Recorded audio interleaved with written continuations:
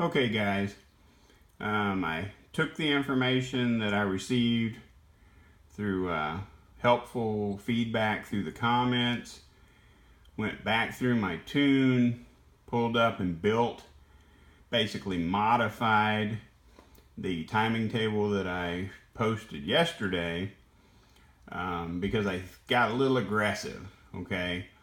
I basically was trying to go after too much with the available octane of the fuel.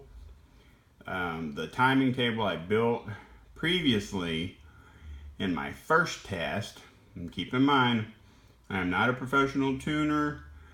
Watch this video and learn with me. Don't pretend like I know what I'm doing and copy my junk and put it in your car and think it's going to work perfect, because there's too many variables to just have off-the-shelf tunes for everybody's vehicle.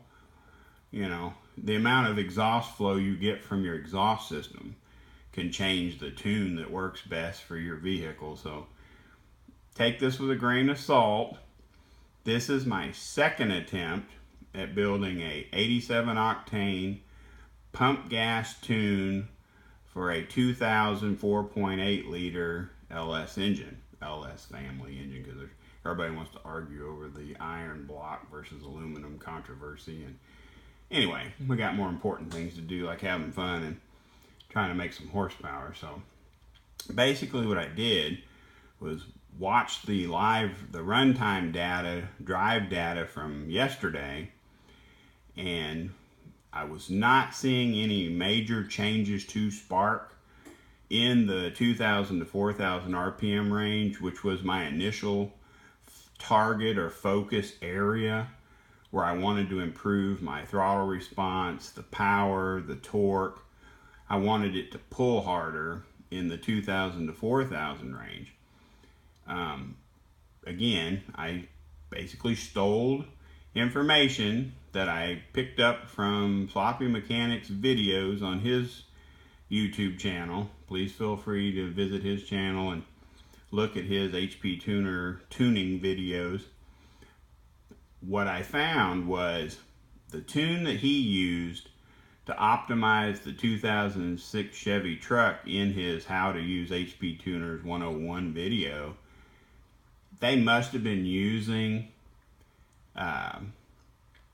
they had to have been using premium fuel, because I basically mimicked, used all his important cell data, blended everything, took it out on a test drive / two wide open throttle pulls on the highway, or merging onto the highway, and it was too much timing in the upper RPMs.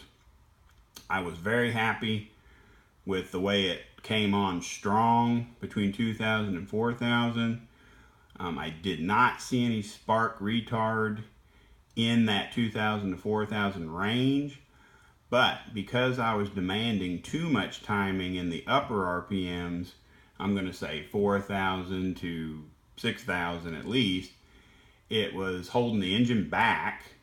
The computer was pulling between 2.5 and 5.5 degrees of timing in that range, from 4000 on up to, I only revved it to 5350, but it did not jive. It was not happy having a demanded 26 degrees timing on this 87 octane. But went through, checked every single input that I have available in my tune on HP Tuners, double checked, what can add or subtract timing to my tune. I basically went through and just I don't want to say calibrated, but I made some modifications to my timing table where I pulled, there's a whole row of 49s up here. I don't know that it's going to hurt it in a low throttle opening situation to see 49 degrees of timing. That's all centers around fuel efficiency. I just went ahead and pulled it back from 49 to 45 just as a safety precaution. I can always put that back. That's not going to be a huge problem.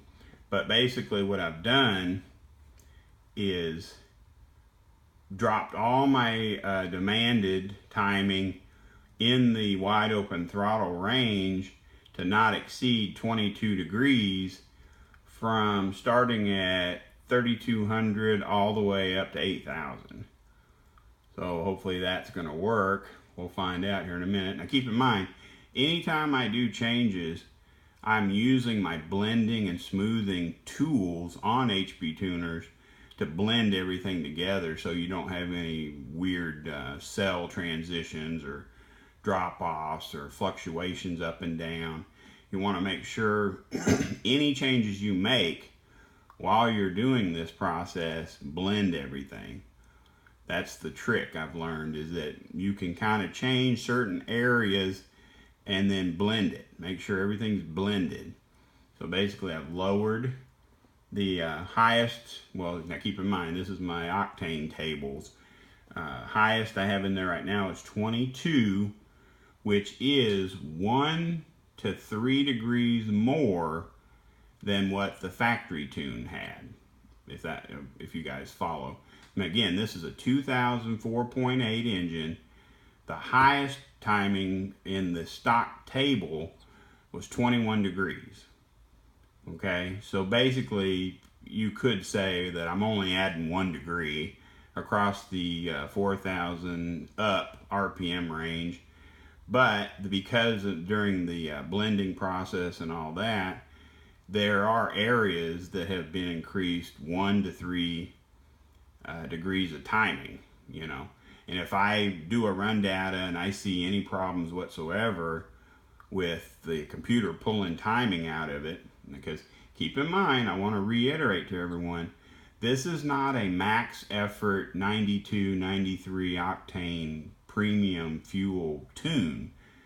I am simply trying to improve my drivability and get as much power out of my 4.8 as I can on pump gas, not 87 octane.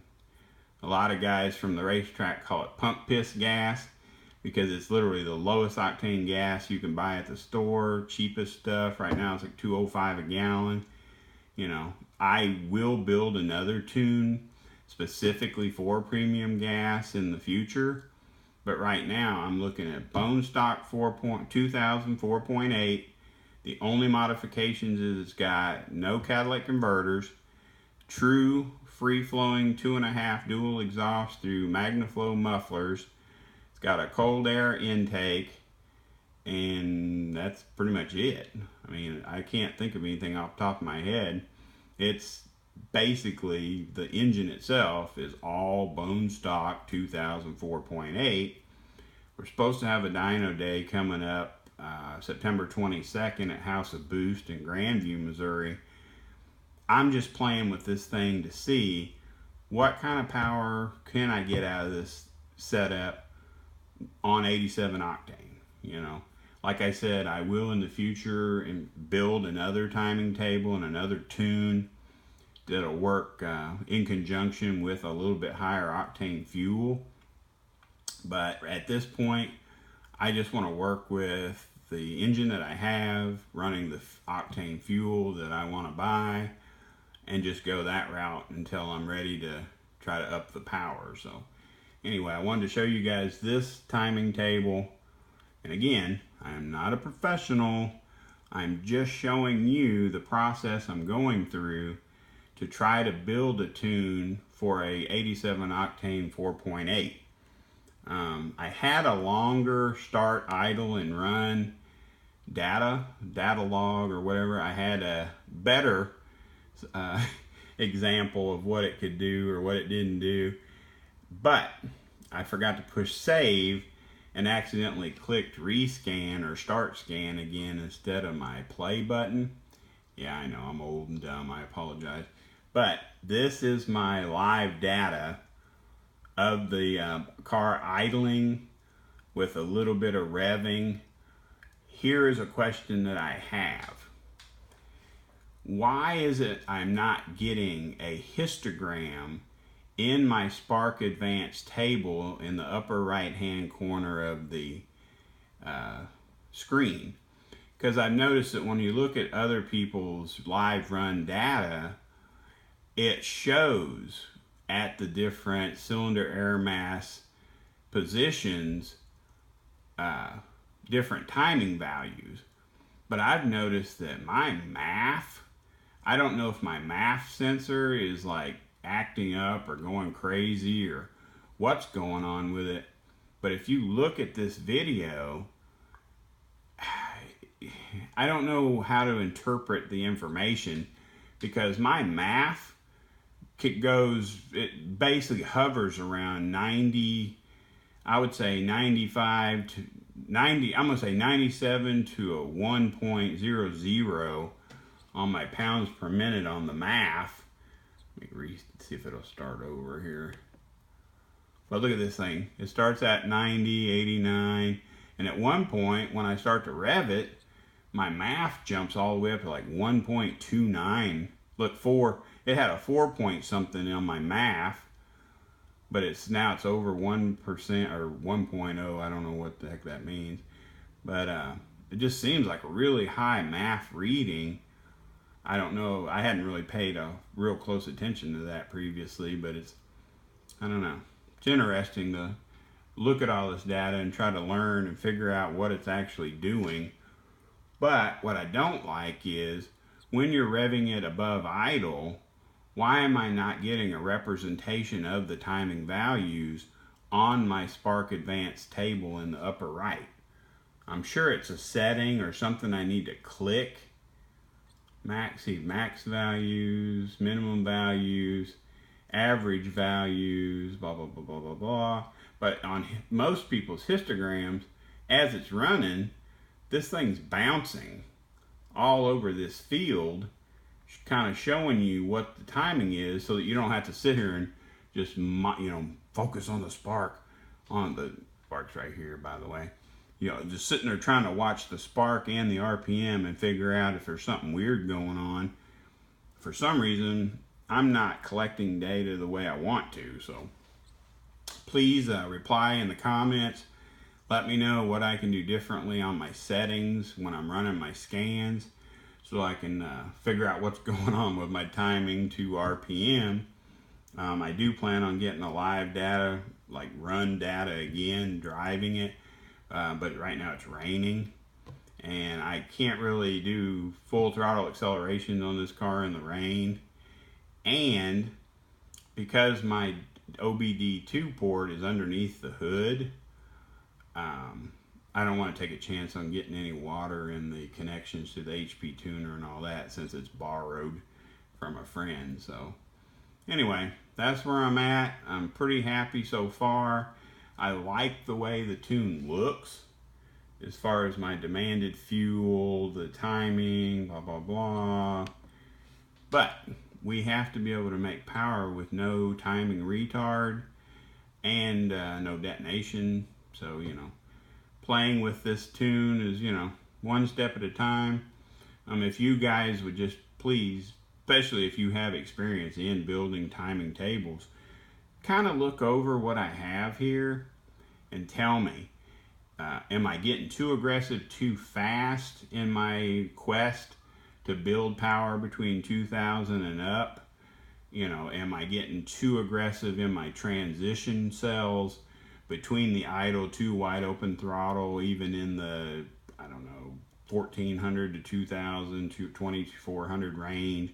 Like, just take a little glance at the way the numbers laid out, the way the computer smoothed it for me, and how fast I'm going to my maximum, what I'm going to call power timing demand across my upper RPM ranges at wide open throttle. So if you guys will just look at that for me, I appreciate it. Hopefully we'll all learn together. Thanks again for watching.